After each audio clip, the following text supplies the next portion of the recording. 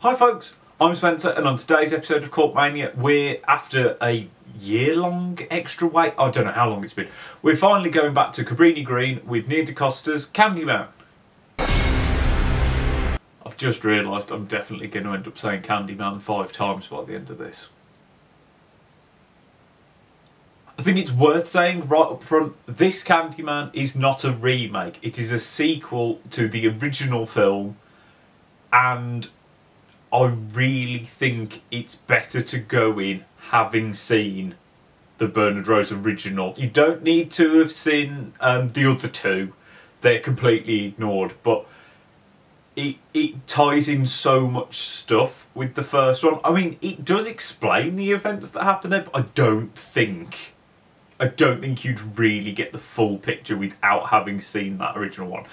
And I mean, that original one is probably the best horror film of the 90s, one of. It's a really, really good film, and it's really creepy and quite unsettling. So, I mean, it's hardly a hardship to go and watch it. So, yeah, I would watch that before you see this one. Candyman. The urban legend is, if you say his name 5 times while looking in the mirror, he appears in the reflection and kills you. Who would do that? The plot follows Anthony McCoy, an artist played by Yahya Abdul-Mateen II, who is he's at the point where he's had success, but he's been sort of regurgitating the same artwork for a few years now. He's been working on the same sort of thing, and he's been pushed by his partner and his sort of agent to find something new for a new show. And then his partner's brother tells him a story that is basically the mythologised version of the events of the original Candyman. And in doing so, this sort of sparks something in him. He goes back to the project to sort of uncover. Originally, he's thinking the story of the original, but then he starts finding out more and more about the overall myth of Candyman. Builds his entire new art piece based around that concept, and the concept of saying Candyman 5 times in a mirror to summon him, and then he will kill you. And of course, in doing so, because this is a horror film, he brings back the spirit of Candyman, and a bunch of people start dying. But that's not entirely where this is going, because it's as much about the change in McCoy, that all these events, the mythology, seems to be affecting him. It's tying in with him. He's got a bee sting that is going really quite nasty. It's about the effect that this story is having outside of just people dying. And I mean, the trailer will tell you far more than that, but I'm going to leave my plot synopsis there. The plot ticks along at quite a pace. It never felt stodgy. I mean, it's a 90-minute film. The 90 minutes flew by. To be honest, when it was coming up to the end, I was like, oh my god, we're coming up to the end.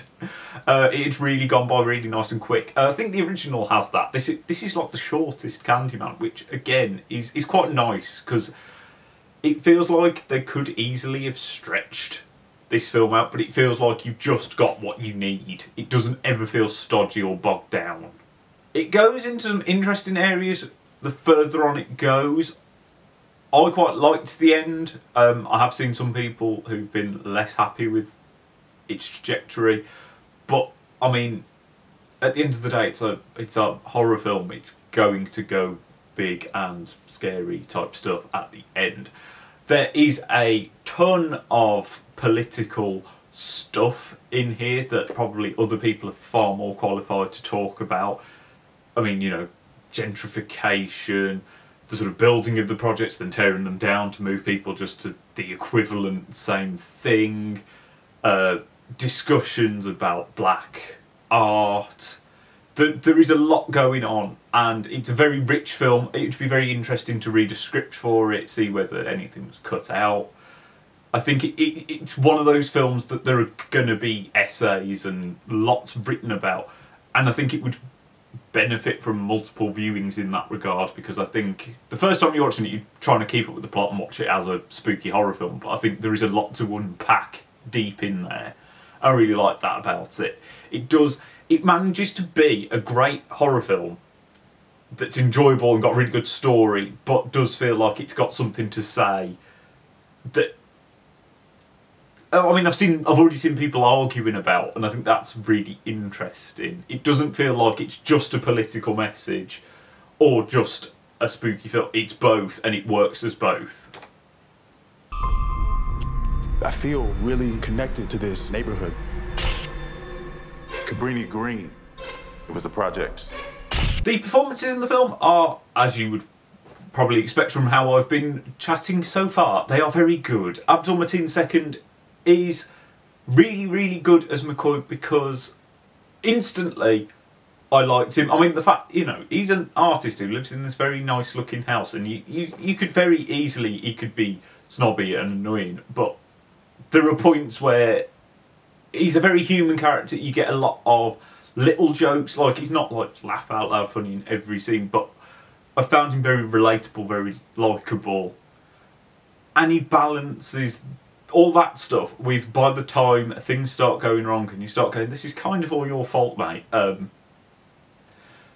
you still like him, even though you know kind of that everything started to happen because of him. And he balances the sort of artist going mad side well. This film does sort of, like I said, the film's very fast-paced, and he does sort of escalate from, I am a normal man, to, I'm starting to go crazy, I'm starting to do these really weird paintings, and it's like, okay, but actually he does a very good job of keeping it grounded, because he doesn't just go complete start raving mad straight away. It works quite nicely. I believed in his character the entire way through, even as the stakes get higher and I guess his performance gets sort of higher. Tayonna Paris, who plays his partner Brianna, is also very good. At the start, she feels like it's going to be one of those roles that's just a supporting, I am the partner of the main character, I will create some conflict at some points in the story. But actually, she gets a much more developed role as the film goes on. It's almost sort of, that becomes a point in which she becomes co-protagonist, because she's removed. She's the person who you get to find out things with, because she's the couple of steps behind.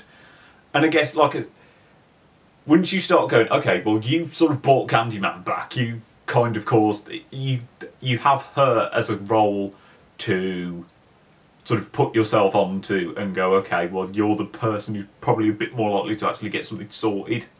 And, I mean, she's been brilliant in everything else. She's really good in If Beale Street Could Talk, and she's excellent here. And, I mean, the supporting cast are also really good. Coleman Domingo, who I love in pretty much anything. I mean, he rocks up in pretty much everything at the moment, because he's really good.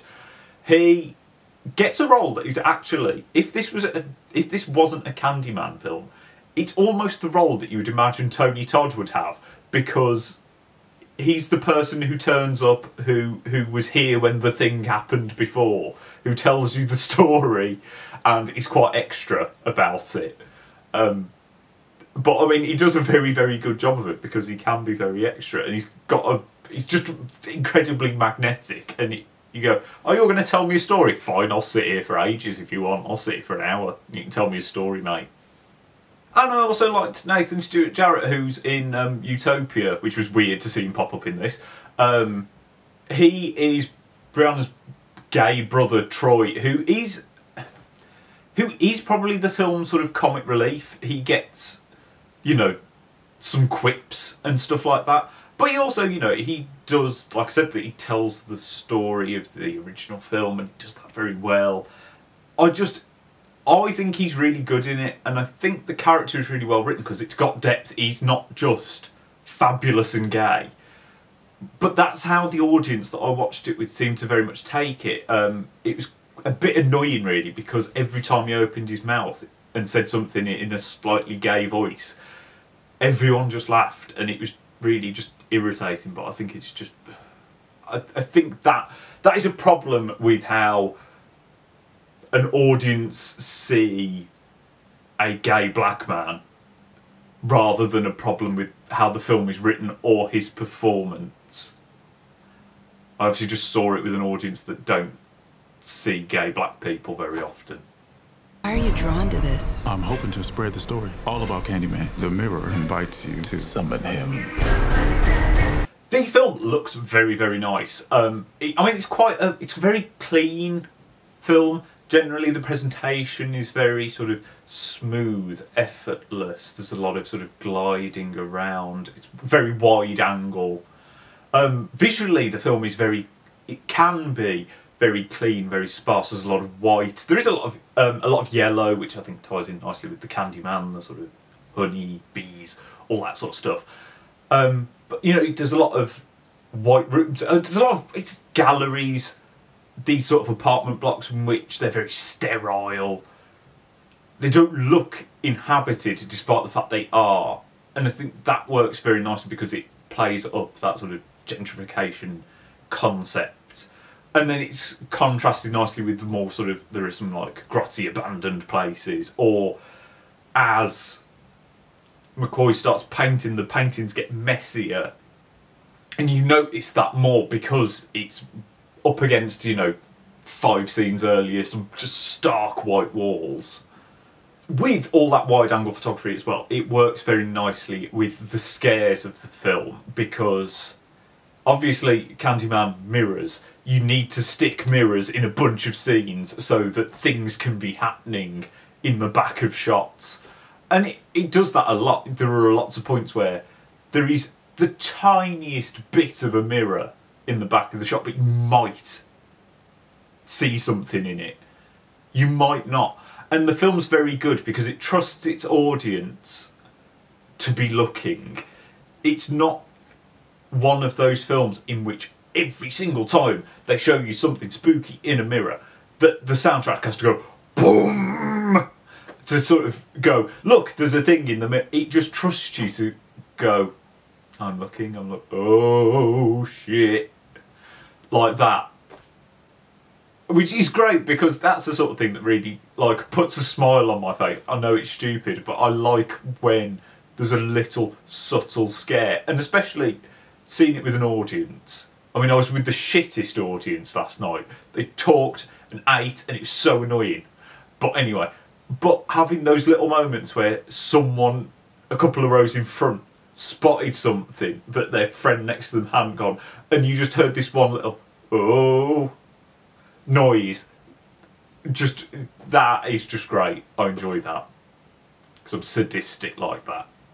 And I mean, I was going with the look of the film from the opening credits because it flips the script. The Bernard Rose version, it opens with credits looking down on highways. This one opens like you're looking up out of a car as you see all the sort of high-rise buildings and skyscrapers going past. And I thought that was very interesting, that it nicely flipped everything.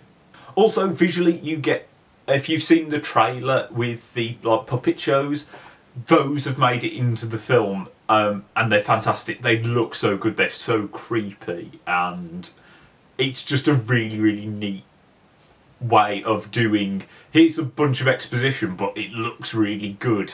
It's sort of built in very, very nicely. You should say his name. I dare you. Candyman. Candyman. Candyman. Candyman. There's a lot of really great effects in Candyman. I've read a lot that this was like big on gore by comparison to the original. I don't think those people had actually seen the original in a long time because it's very gory. And this film is probably less gory. The effects work for those sequences are very, very good. You know, there's some neck slashes and there's a tendon like on the leg that's been that stuff all works really well. The CGI all works really well. There was no point where I was like, oh, that looks a wee bit ropey. I do wish they hadn't gone for CGI bees. But that's just because they had real bees in the original one. And, I mean, that is a ballsy move to use real bees. So I can understand why they didn't. But no, the gory stuff works very well. But it is much more unsettling, spooky, scary. It's... And I think it actually genuinely is quite scary. It might have been more so if I'd seen it with an audience that would shut up. But the fact that it still came across as being unsettling, and it really is a sort of dread, and there's an uncanniness to it. There's a scene very early on, there's a sort of prologue in that where I went, okay, that's sort of nightmare fuel. That's something really quite unsettling that isn't really, it's just there's a way that an actor moves, and I was like, okay, I'm with this now, because that's not nice, that's scary. Yeah, it did genuinely get under my skin, and not perhaps to the degree that a couple of other films have recently, but I think that's because it's offset with those more sort of gore modes, and it is, you know, it's a blockbuster horror film, and I think it will work very well for an audience who are looking to be made to feel uncomfortable. It's as much a ghost story as it is a slasher film. Candyman gets lumped in with slashers very often, but I mean, there's far more going on supernaturally and spooky wise. But yeah, unsettling film. And it's made that bit more unsettling by the score by Robert Akey Aubrey Lowe. It is... I mean, the score for Candyman owes a debt to the Philip Glass score for the original. It's very operatic, there's a lot of voices, there's this sort of organness about it. But here it feels like it's been just changed enough that it's got its own spin, almost like it's sort of been remixed slightly. It is unsettling, but it feels, like I said, because it's slightly operatic, there's an almost gospel choir element to like these sort of chanting, waily voices. It's got something about it in that way that is unsettling but prominent. You notice the score. There's also this sort of, I guess as well, there was a sort of music box motif in the original. There's a bit here where they're telling the stories, and it's got that music box quality about it as well. But then there are moments that go much more into these strange sort of percussive beat sound things. There's some arpeggiated sort of synth notes that have this more modern feel that fit that we're dealing with the past in both terms of the story and this original film, but we've updated it and it's changed. I mean, you know, there are moments as well that are just distressing sort of drones or cacophonies when spooky things happen. But I really like the score, and I think it would be very, very listenable outside of the film. I'm looking forward to actually giving it a proper listen. This is not real, it's not real. I was very much ready for Candyman to be a disappointment, especially because it really seems to have split audiences far more than... I don't fully understand why. I'm going to have to do a lot of reading. I only see star ratings before I review films. I don't like to borrow stuff from other people's reviews. I'm very curious as to see why it split people so much, because it's a very, very good film. I mean, it's impeccably made. I think it's genuinely scary. It does a lot of justice to the original, because, like I said, I love the original Candyman. I think it's brilliant. This is easily up there with it. Obviously, I don't know whether it'll remain that way on repeat views, but I think it will, because like I said, there is a lot of depth to it. It feels like a horror doesn't always get lumped in as like a proper film, and I think it is more and more so, but it feels like there is stuff to unpack, and no, I just really liked it. Nia Da Costas can make as many horror films as she wants off the back of this, because she knows how to make things scary. So yeah, I just, like I said, if you can see the original Candyman before you go and see it, I think you'll get a lot more out of this one. You probably don't have to, because it does explain the stuff you need to know, but I would see the original first. But do go and see it and then see this, because it is really good. No, it was worth all the wait. Just try not to see it with a cinema full of people eating nachos and trying to laugh every time something scary happens, or they look like they were a little baby. No, Candyman 2021 is really good, so you should watch it. And then go and sit in a mirror and say Candyman 5 times. How many people are going to do that now? It's going to be... I wonder if that's going to come back.